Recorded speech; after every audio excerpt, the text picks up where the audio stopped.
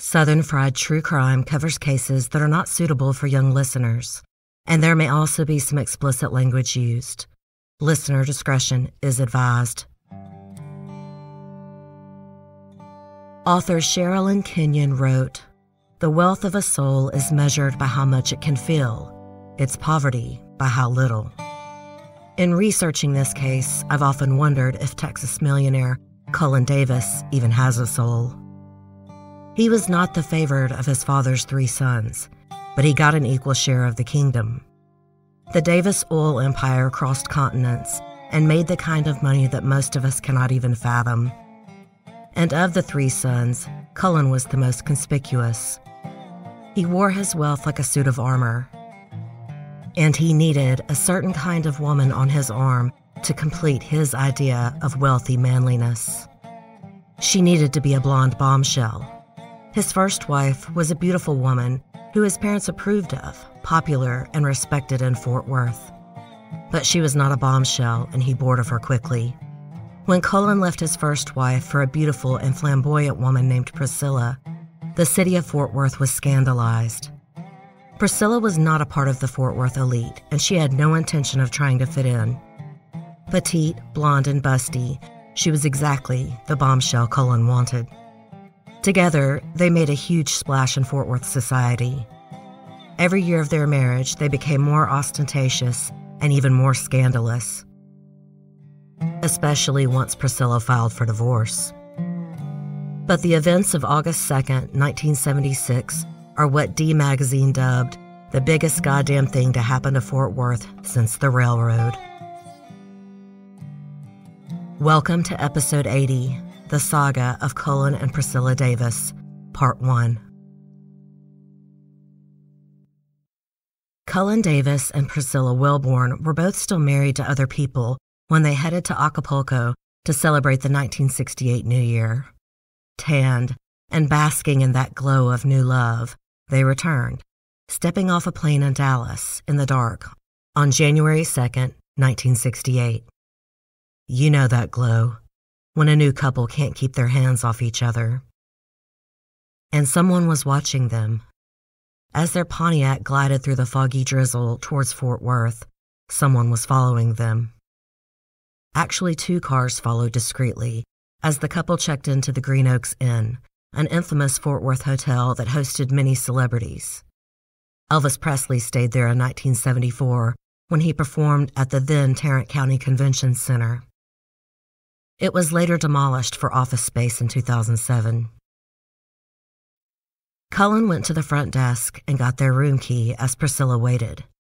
She was reportedly laughing as she took Cullen's arm and they made their way to their room on the next floor with a view of the swimming pool.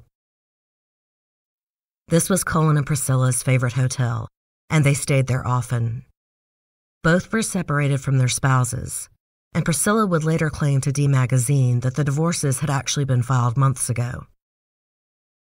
But maybe Jack Wilborn and Sandra Davis wanted some photographic evidence to sway a judge in their favor for custody of their respective children. Priscilla and Cullen undressed, and according to author Mike Cochran, Priscilla was completely nude and Cullen was in his boxer shorts when men kicked down the doors and flashbulbs started popping, startling and temporarily blinding the couple. Priscilla raced to the bathroom and locked the door as Cullen yelled, "You can't do this." According to Cochran, Priscilla screamed through the door that she would call the police. And her husband said, "Open the door and I'll hand you the phone."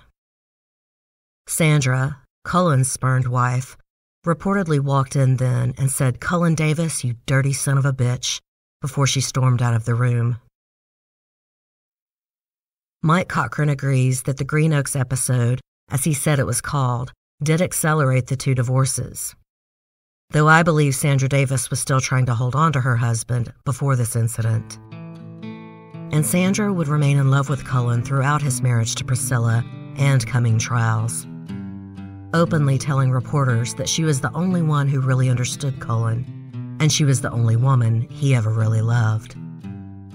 But I don't think Cullen Davis was actually capable of love. I'm going to pause now for a short commercial break.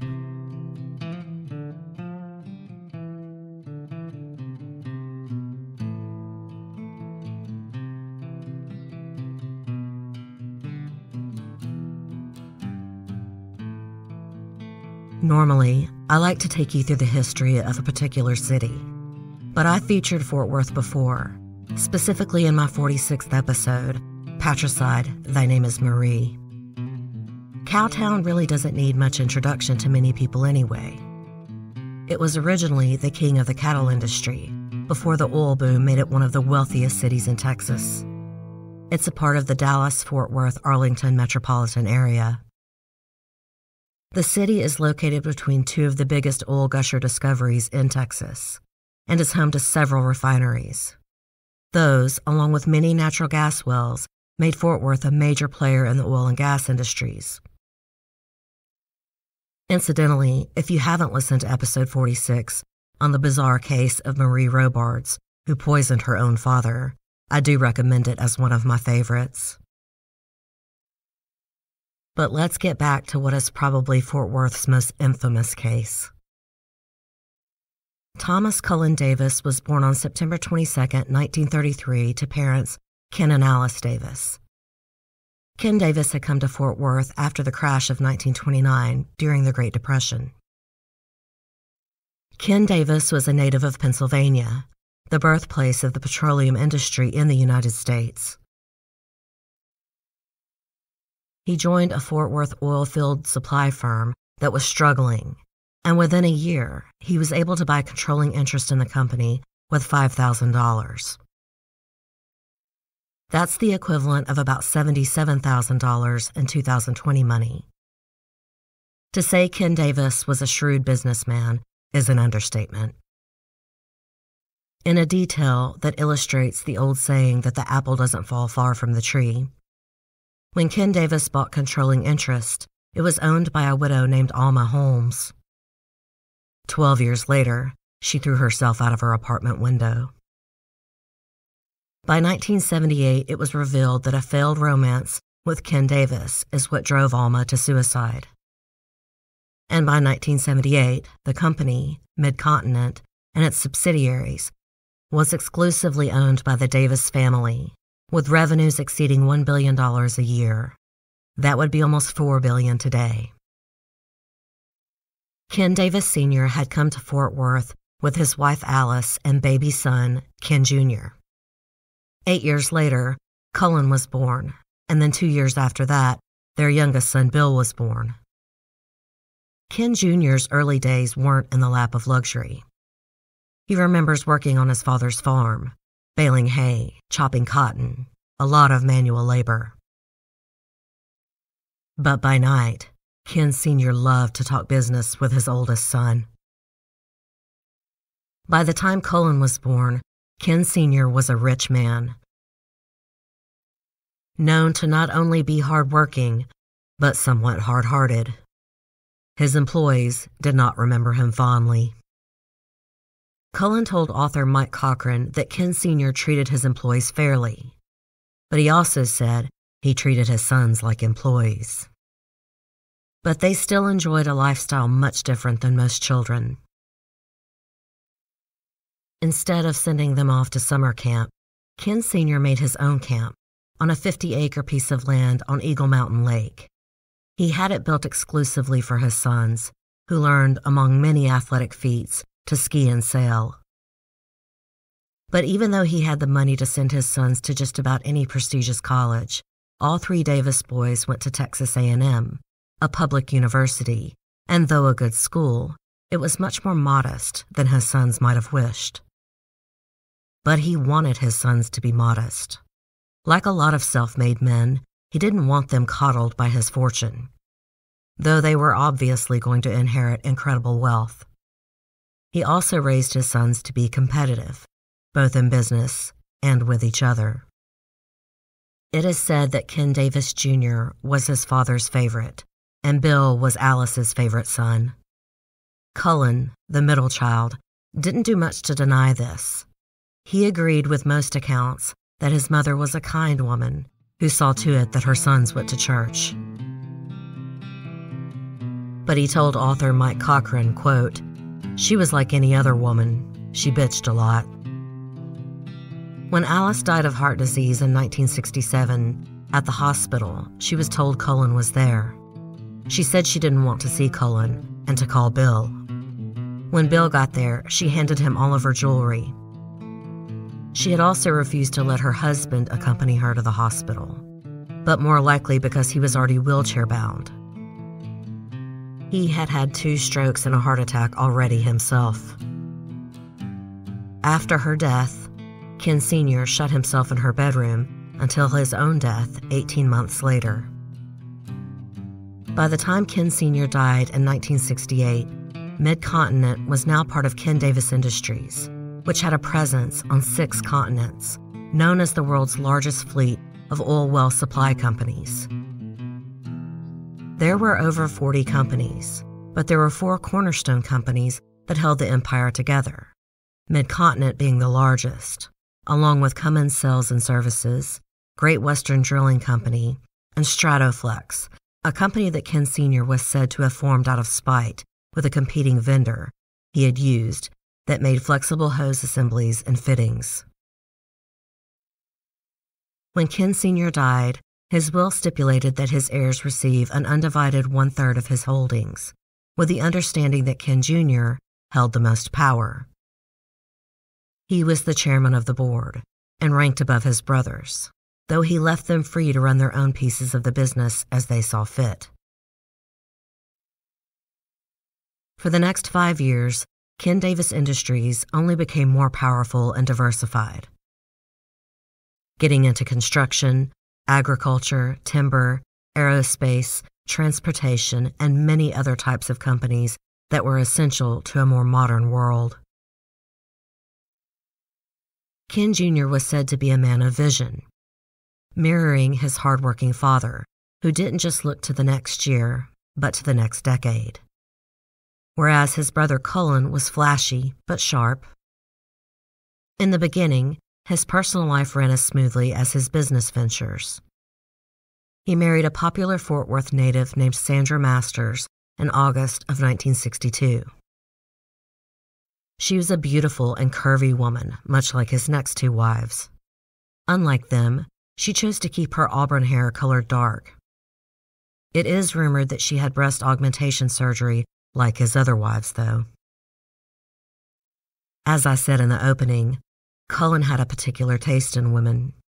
He liked them blonde and busty, and if they weren't born that way naturally, he saw to it that they became that way. Cullen and Sandra had 2 sons, Thomas Cullen Jr. and Brian Keith, before their 6-year marriage imploded. Before their divorce was finalized, she had called him tyrannical, harsh, unkind, and cruel. She would change her tune in later years. While married to Sandra, Cullen met Priscilla Wilborn on the tennis courts of the Ridgely Country Club. Priscilla later claimed that they played couples tennis with Cullen and Sandra, and that she and her partner handily won. Priscilla had now caught the millionaire's eye.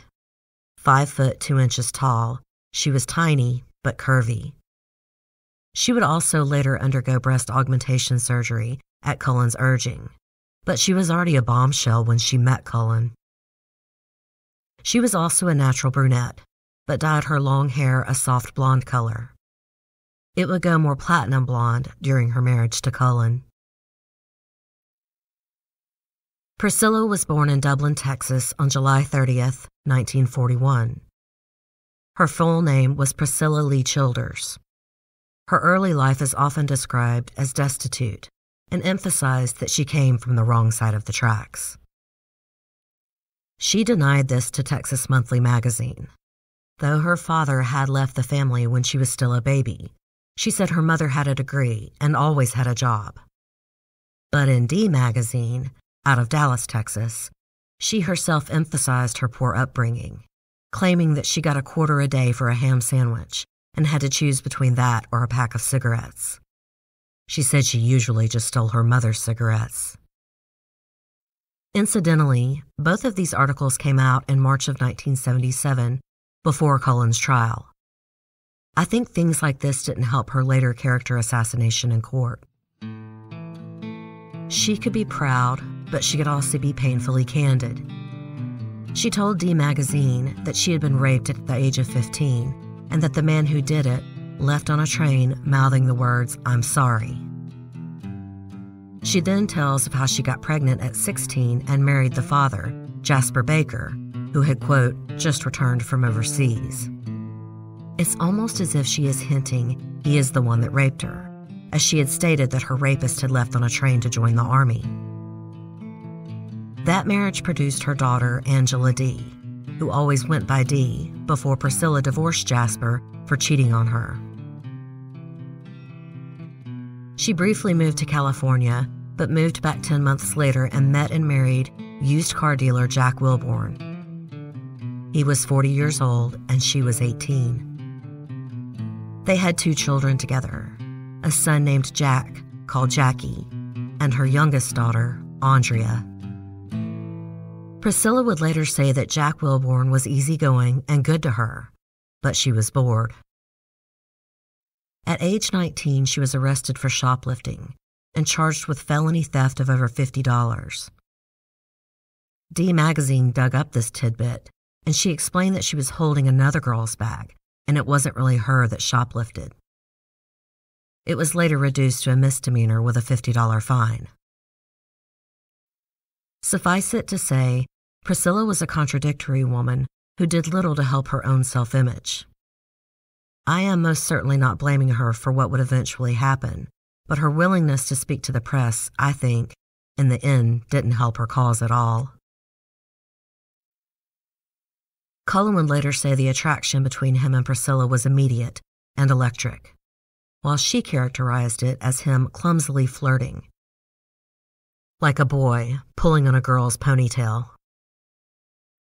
However it happened, they soon began a very passionate affair. As I said before, both claimed that they had been separated and that their divorces filed long before they started dating, but that's not exactly true.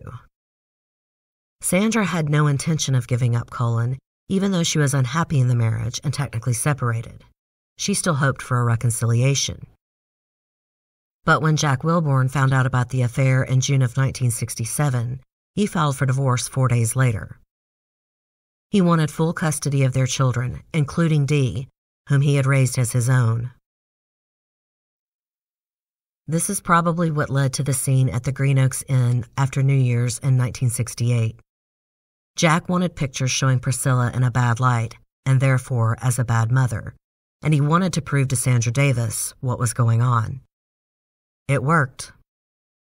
Cullen and Priscilla began openly dating as they waited on their divorces to be finalized. Ken Davis Sr. was still alive when his middle son filed for divorce and started dating Priscilla, and he was not at all happy with Cullen's choice for a second wife. He did not believe that Priscilla was socialite material, which by that stage of Ken Davis Industries was crucial to their public image. Cullen's divorce from Sandra was finalized on August 5, 1968. He married Priscilla 3 weeks later on August 29th. It raised eyebrows for so many reasons, but first and foremost, because it was also the day his father died. Cullen would later insist that he had decided days earlier to marry Priscilla. Priscilla always backed him up on this claim, and their marriage license was obtained 3 days before his father's death. They both felt that while it was unfortunate, they decided not to postpone the wedding. She said, quote, "We decided the next few days would be very hectic and we might as well go ahead." She later said it was only awkward because when someone would offer condolences to Cullen, he would answer them with, "Have you met my wife Priscilla?" Even if it is true that the wedding was planned for that day, I believe it shows how little regard Cullen had for his own father. He knew he was not the favorite. And I think Priscilla was under no illusions about what Ken Sr. thought of her, so she didn't care much about how it looked either. They also immediately moved into his father's home on Rivercrest. Cullen again defended this, saying he discussed it with his brothers, and he and Priscilla only wanted to protect the empty home from vandals. Besides, Cullen had a great mansion planned. Many reports would say he built it for Priscilla, but he claimed he had wanted to build it for years, even when he was with Sandra, but his father disapproved of that sort of decadent spending. He and Sandra had lived in a modest home not far from his parents.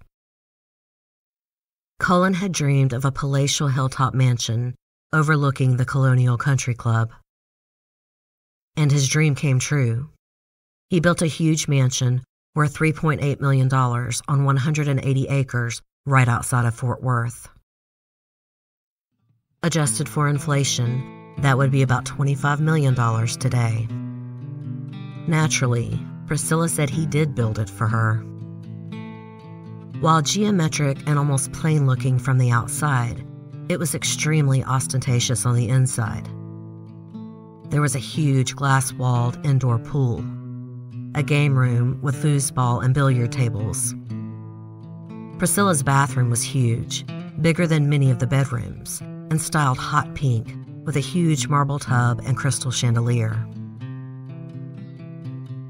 The walls inside were high and angular and mostly white. Oil paintings, mainly original works from the 19th century, decorated the walls in ornate gold frames.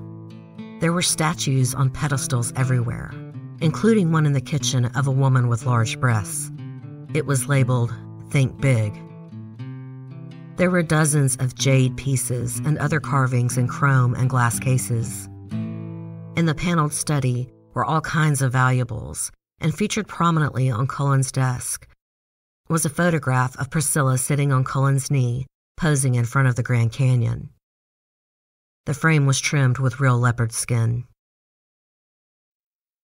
On one wall of their living room was a portrait of Cullen and Priscilla that was more like a mural, depicting them in various poses. I'll have that posted on my social media, along with any other photos I can find. And for her part, Priscilla took to her new wealth like a duck to water. She began spending lavishly, and Cullen was always giving her new jewelry and furs, one time joking that he was about 8 years ahead on anniversary gifts. They took trips all over the world, often on a moment's notice. Paris, Rome, Holland, South America, and West Berlin, to name a few. Cullen even gave her a charm bracelet featuring a small globe with a diamond for each place they had traveled.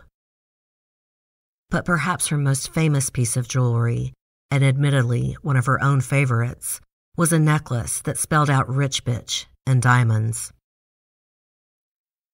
She wore it proudly everywhere, from honky-tonks to high society functions. She gave no shits what other people thought of her. At least that is what she always said. She also said that when they weren't traveling the world, she preferred quiet nights at home watching movies than the Fort Worth social scene. By now, while Ken Jr. mostly looked away, Bill Davis was incensed. He was convinced that Cullen's lavish spending on his new wife depended on corporate funds he used to secure private loans. But Cullen and Ken Jr. disapproved of Bill, who was reportedly a womanizer that drank scotch for lunch and slept with company secretaries. Ken Jr. quietly put a stop to Cullen's misappropriation of funds while the mansion on the hill was still being built. And he more and more sided with Cullen in disputes with Bill. Both Ken Jr. and Cullen inherited their father's famous work ethic. I think it is fair to say they were offended by Bill's management style. Bill and his top management team usually went to the club at lunch, not just for scotches, but to conduct business for the rest of the day. Whereas Ken Jr. and Cullen spent long hours at the office. With their different work models, the three brothers decided to abandon the unanimous vote doctrine for company policy. Now, 2 concurring votes could overrule one brother.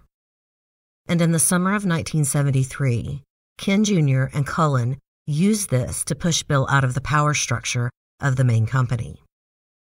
He still had his own holdings, but for all intents and purposes, he was not a part of the empire or family, as author Mike Cochran put it. There is a fabulously trashy TV movie based on the Cullen Davis case. It's called Texas Justice, and I found a shaky copy on YouTube. It features Heather Locklear as Priscilla, which is ironic, as one of her biggest starring roles was on the old ABC TV show Dynasty, which was rumored to rival the CBS show Dallas. The Davis brothers' saga supposedly is what inspired the TV show Dallas, with 3 oil tycoon backstabbing brothers. And the TV movie is everything you want in trash TV. It was made in 1995, and of course, while exaggerating much of the story, it actually gets quite a bit of it right. This was at the height of Heather Locklear's Melrose Place fame, so she was a fantastic choice to play Priscilla. The Davis brothers and their divided loyalties aren't touched on as much in the movie. It's really about Cullen's later crimes. But in one fictional scene, one of the brothers compared Priscilla to leaving a Christmas tree up all year. While it's nice at first, eventually it just doesn't go with the decor.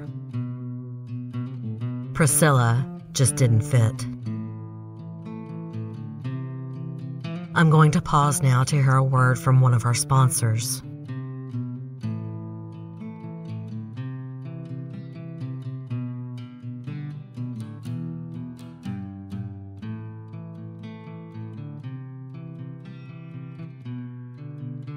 Within 2 years of marriage, there were signs of trouble.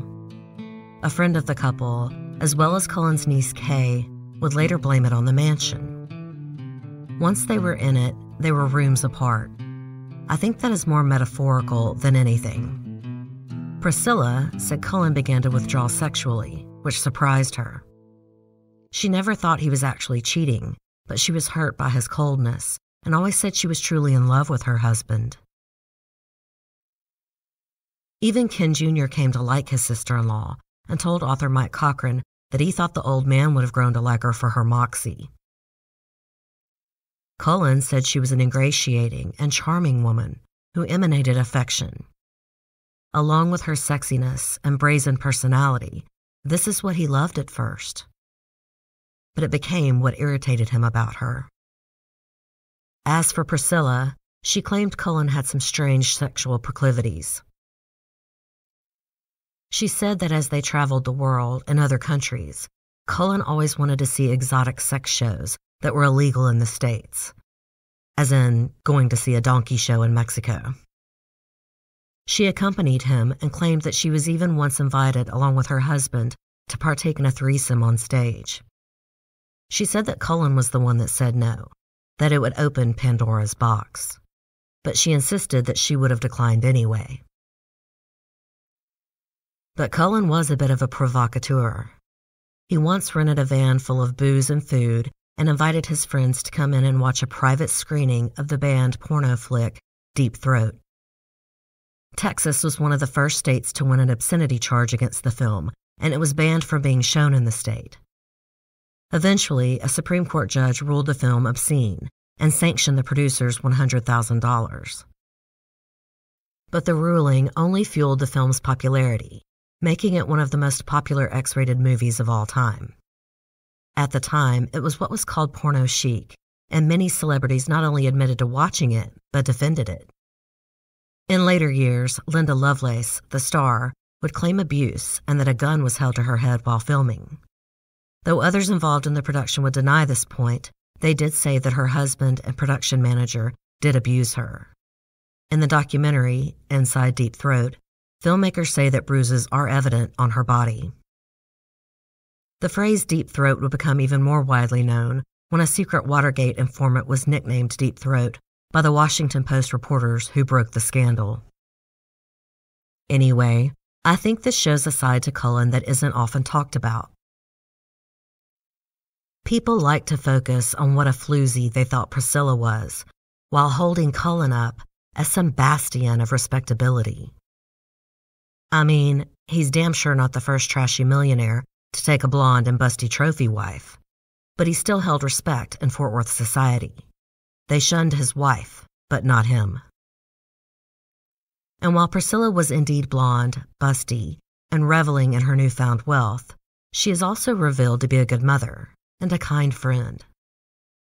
One friend said that on the outside, she appeared selfish and spoiled, but in reality, she'd give you a pint of blood if you needed it. And there was something even more sinister about Cullen Davis that came out after a couple of years. He was physically abusive to Priscilla, and also to her daughter Dee, who had chosen to live with her mother. She even took Cullen's last name. In a horrific incident in 1971, a drunken Cullen woke Dee up and marched her to the kitchen. He reportedly said, "What did we forget tonight?" Dee said, "I forgot to lock the back door." Cullen said, "And why do we lock the doors at night?" Dee sarcastically replied, "So nobody will steal your precious junk." I've seen varying reports on what happened next, whether Cullen hit her or shoved her into the door. But in Mike Cochran's book, he said he shoved her into the door, breaking her nose. Priscilla heard the commotion and came running in. Anyone sensitive to violence against animals should skip ahead for about 30 seconds. Priscilla had a new kitten in her arms, and Cullen grabbed the kitten and slammed it to the floor. According to Cochran, the kitten lay there quivering, not dying right away, so Cullen grabbed it and slammed it to the floor again until it was dead. Priscilla and Dee were naturally hysterical at this, and their screams triggered the alarm system, which alerted the police. Somehow, Bill Davis was notified, but he said he didn't want to get involved in Cullen's family drama.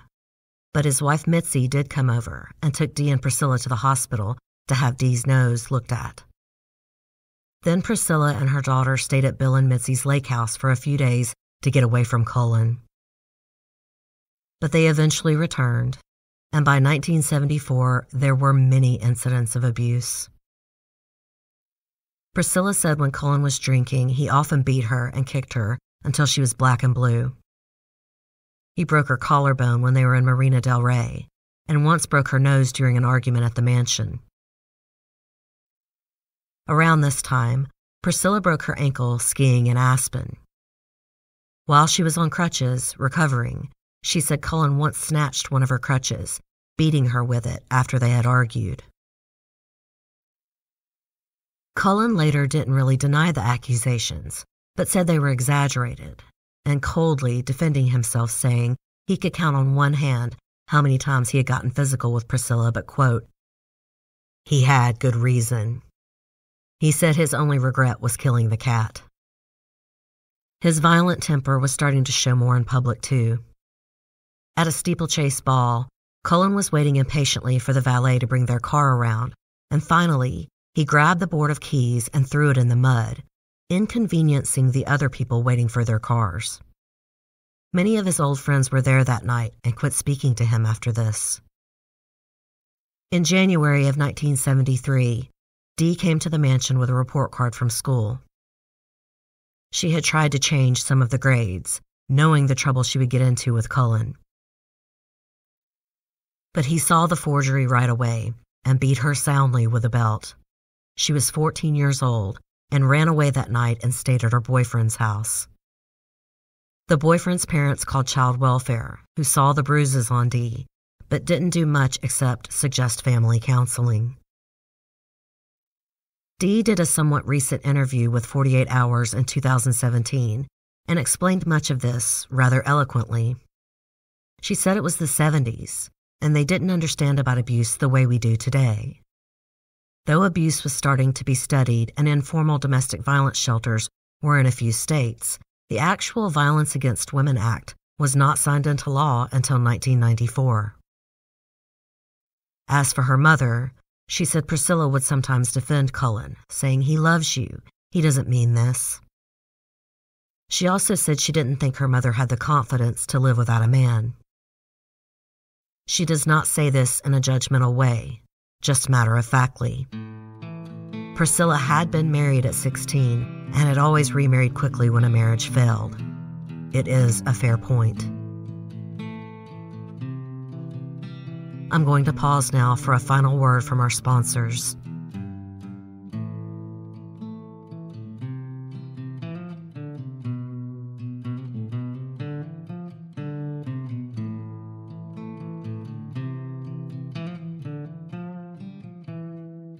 By the summer of 1974, things had reached a boiling point. On July 30th, Priscilla's 33rd birthday, Cullen packed his bags and moved out. Enraged, she signed a check over to herself for $1,500 and hired a lawyer to begin divorce proceedings. During the next few months, they both started dating other people, though still not entirely ruling out a reconciliation. Priscilla admitted she visited Cullen in his hotel room on several occasions, and they had sex. But she also kept a variety of friends around her at the mansion. I think Dee was right about her not being confident enough to live without a man, but I think it goes further than that. I don't think she liked to be alone. So she took in all kinds of people, some not so savory. There were rumors of drugs and much partying at the mansion, which incensed Cullen, who of course wanted his mansion back.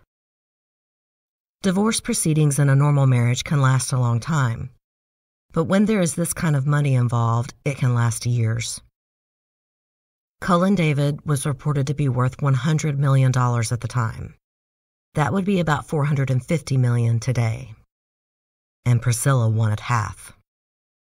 There was a prenuptial agreement that Priscilla claims she was tricked into signing, but it was evidently worded vaguely, so there was room for a fight. And the fight was on. By 1975, Priscilla had a steady boyfriend named Stan Farr. He was a 6-foot, 10-inch tall, bearded man who had once been a basketball star at TCU. He was known as a very friendly man, one friend later calling him a big teddy bear. He appears handsome and genial in photographs. He was the manager of a nightclub called the Rhinestone Cowboy. By the summer of 1976, he was living in the mansion with Priscilla, and they had plans to marry. They are a striking couple in photographs, not just for their good looks, but because his 6-foot, 10-inch frame towered over the 5-foot, 2-inch Priscilla. It's not as though Cullen hadn't moved on himself, though.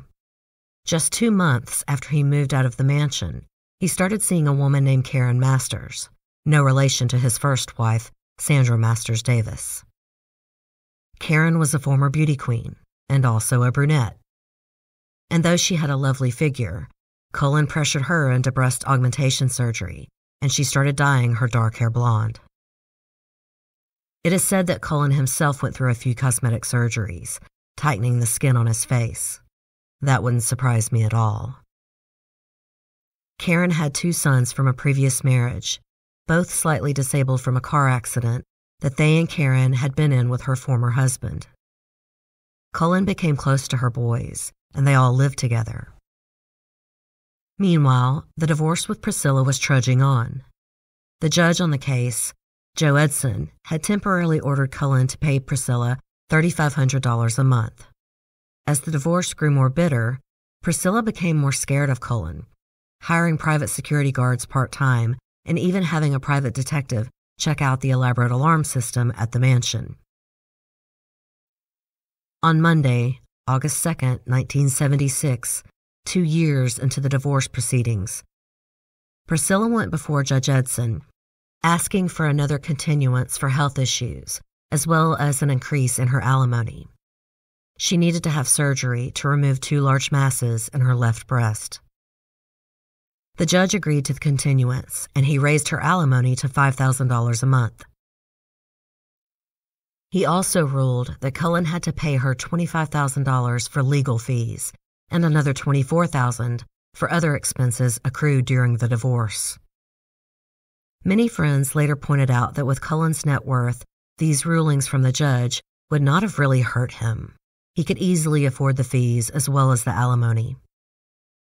But these same friends did not see Cullen Davis on the afternoon of August 2nd. No one really knows what his real reaction was. But I think it's obvious that Cullen was petty, and it didn't matter the amount of money he did not like to lose. He famously did not like to lose at anything. He once broke an ornate billiard stick that Priscilla had gifted him after losing a few rounds of pool at a bar. He took the stick and smashed it into pieces on the sidewalk outside the bar. And there was an added financial stress that many friends didn't know about yet.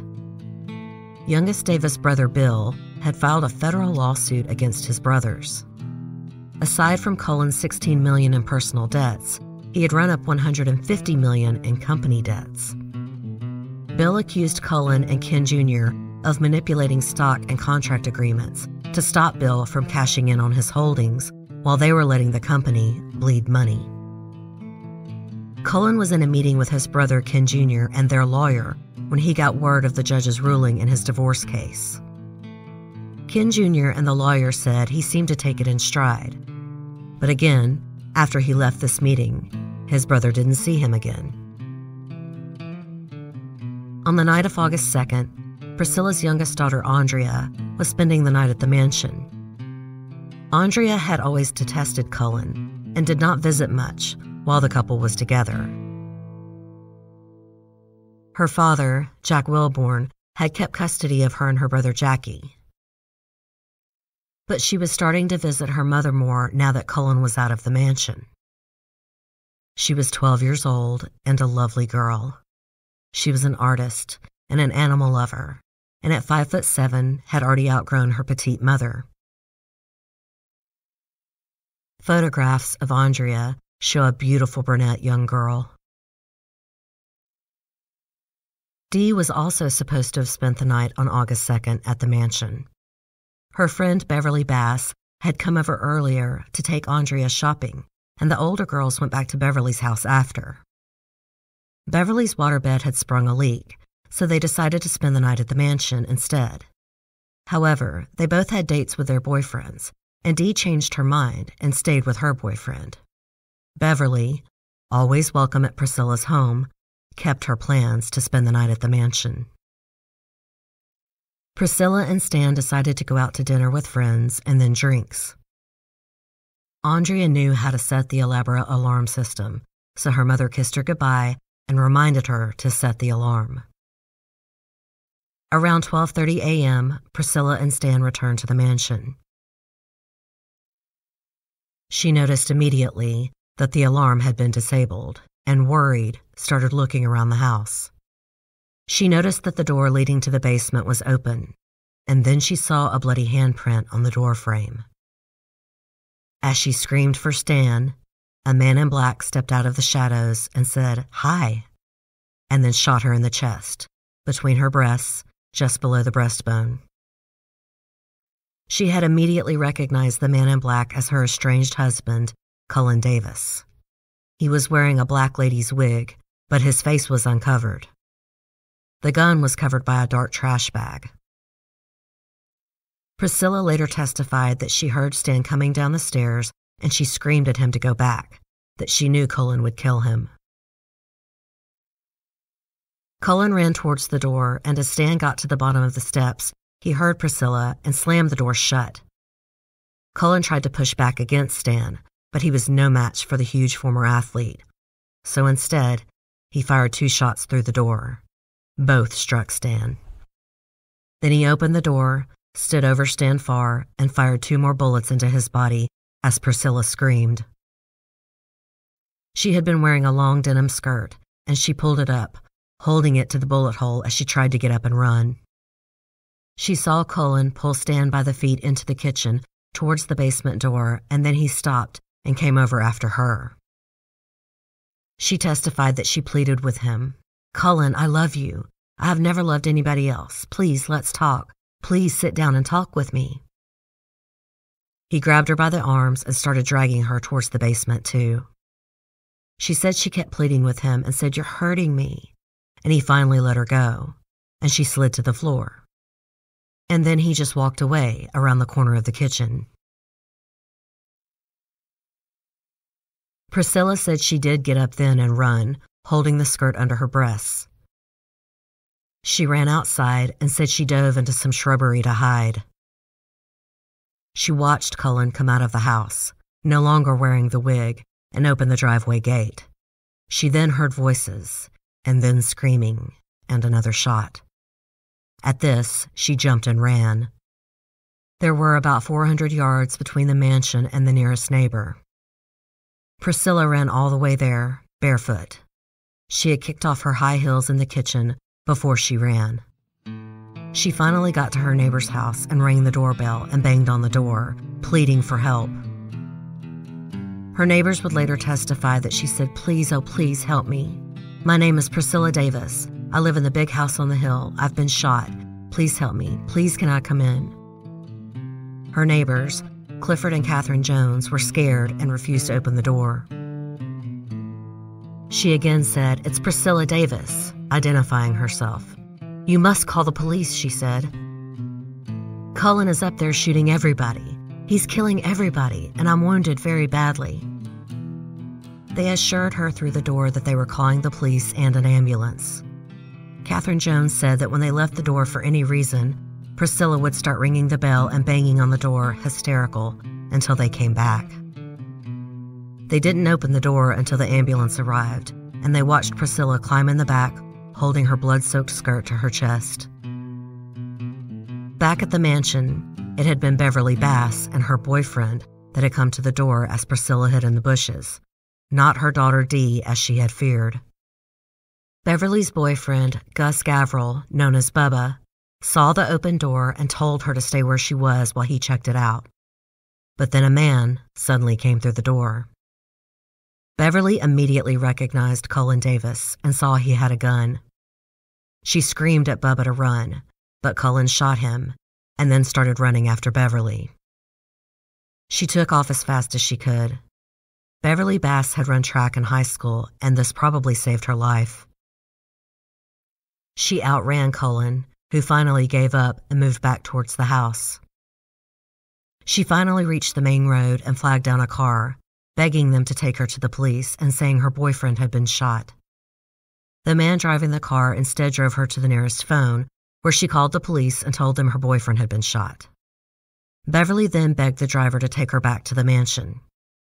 "What if my boyfriend has been murdered? What if he's dead?" she cried. He said coldly that if he was dead, there was no need to rush. He said, "Let's wait for the police." But he did go back to the phone and called for an ambulance to be sent to 4200 Mockingbird Lane, the address of the Davis mansion. Before the police got there, Beverly saw a private security guard and flagged him down, running to his Jeep. She told him what happened and said, "I saw his ugly face." The guard later testified that he said, "Whose ugly face?" "Cullen. Cullen did it," she said. The guard said, "Are you certain?" She said, "Yes, I saw his ugly fucking face." Around this time, the police finally showed up, and Beverly told them the same thing. Her boyfriend had been shot, and Cullen Davis did it. She begged them to take her back to the mansion to see if he was alive. The officers reluctantly agreed and drove Beverly back. At first, they didn't see anything. They are approaching the mansion, guns drawn, with Beverly on their heels. They walked through the door and into the entryway, where on the parquet floor they saw blood, and then they saw Bubba Gavrill lying on the floor, his head propped up on the wall. There was a white telephone receiver next to him, smudged with blood. He had tried to call for help, but he was still alive. He arrived at the hospital about 5 minutes after Priscilla. He was more critical than Priscilla and was immediately taken in for surgery before she was. He would be paralyzed from his injury. Priscilla asked the nurses and doctors to call her two best friends. When the women got there, one woman, Judy McCrory, asked, "What happened?" "Cullen shot me," Priscilla said. And then she asked, "Have the police found Stan and Andrea?" Her friends didn't know, but said they would go ask. Priscilla, crying, reportedly said, "Tell them to look in the basement. I think he was trying to get us in the basement." And she was right. Stan Farr was found on the kitchen floor near the basement door, where Cullen had dragged him. And when the police searched the basement, they found the body of 12-year-old Andrea Wilborn, Her eyes were half open, and her face was distorted in pain. She was dead. She had been shot point-blank in her chest, severing her aorta. She had likely been dead by the time she hit the floor. A small mercy. Investigators would take a while to figure out whether Andrea had run down the stairs away from her stepfather, or if she had been marched down there and coldly executed. They have their theories, but it's something no one will ever be sure of. All we know is that a 12-year-old girl, probably recognizing her stepfather, died alone and terrified in the basement of his hideous mansion. And you would think that this heinous double murder would be an open and shut case. Priscilla and Beverly were two eyewitnesses who knew Cullen Davis and identified him separately to the police. Bubba Gavrill would also later be able to identify Cullen as the shooter. But Cullen Davis, multimillionaire, hired the most famous criminal defense attorney in Texas history. Hell, and most of U.S. history. Richard Racehorse Haynes. Racehorse Haynes was not only famous for his courtroom theatrics, he was a brilliant attorney who never lost a capital murder case out of the 40 in his career. And this is where Texas prosecutors probably screwed up. They decided to charge Cullen Davis with capital murder. Southern Fried True Crime is written and produced by me, Erica Kelley. The original graphic art is by Coley Horner, and Southern Fried's original music is by Rob Harrison of Gamma Radio. The conclusion to the saga of Cullen and Priscilla Davis will premiere next week. You're not going to believe the courtroom antics of Richard Racehorse Haynes and what lengths Cullen Davis would go to for revenge. He actually faced trial 4 times. If you enjoyed today's show, don't forget to subscribe and please tell a friend or rate and review on iTunes. I'm also on most large platforms like Stitcher and Spotify. If you're interested in supporting the show, please visit my website, southernfriedtruecrime.com. There you can sign up to be a patron of the show, make a one-time donation, or purchase show merchandise. That's southernfriedtruecrime.com. And don't forget to check out my YouTube channel. If you have any case suggestions, please email southernfriedtruecrime@gmail.com. Private messages on social media are overwhelming and they often get lost. So email is best. And please feel free to reach out. I love hearing from you guys. Until next time, thanks so much for listening. Y'all take care.